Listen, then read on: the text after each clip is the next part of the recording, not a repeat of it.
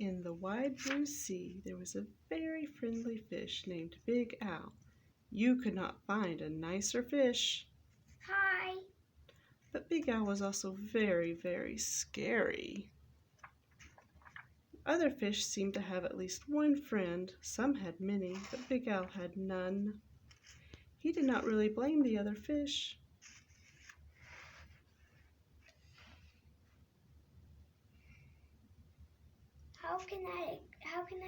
How can I accept the little fish to trust me? A great big fish with skin and teeth like this. So Big Al was lonely and cried big salty tears into the big salty sea. But Big Al really wanted friends, so he worked at it. First, he tried wrapping himself up with seaweed.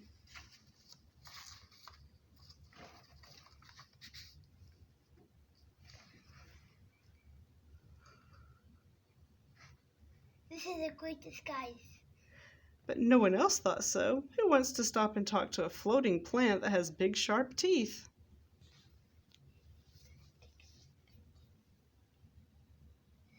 Hey, I know. What if I puffed myself big and round? The other fish would laugh and see how clever I can be.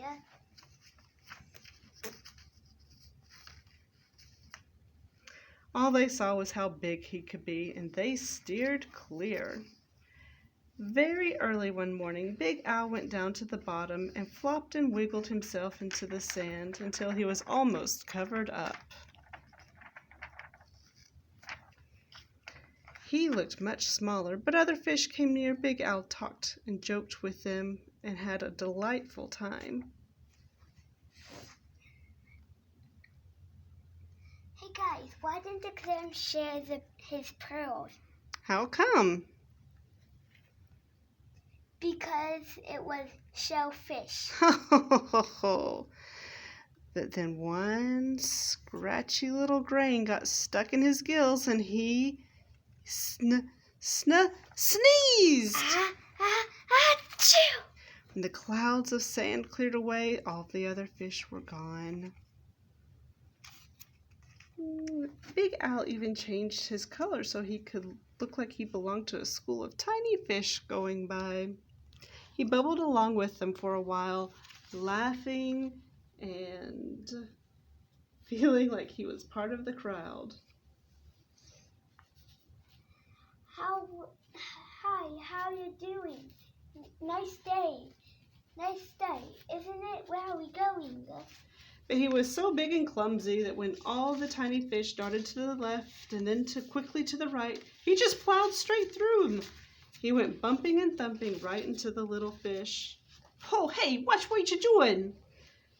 Before he could even say, Excuse me. they were all gone, and he was alone again, sadder than ever. Just when Big Al was starting to see that he would never have a single friend, something happened. He was floating along sadly, watching some of the smaller fish, wishing they would come closer. As he watched, a net dropped down silently from above. And in an instant, they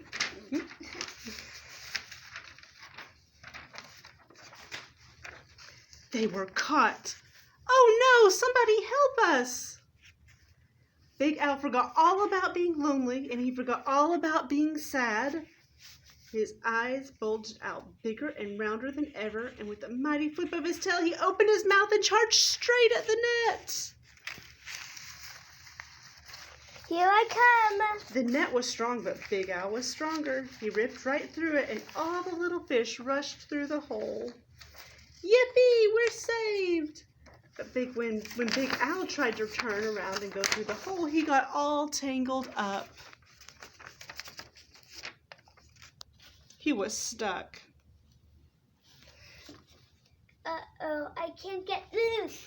The net went higher and higher towards the bright, bright surface. That huge one! Oh, the fish were finally able to speak again. That big fish saved us. It's got to be so great to be free. What a shame that big fellow was captured. Just then there was a tremendous splash above them, and the small fish darted away. Was it the net again? No, it was Big Al. The fisherman took one look at him and threw him right back into the ocean. Now there was one giant puffy fish in the sea who had more friends than anybody else. It was Big Al.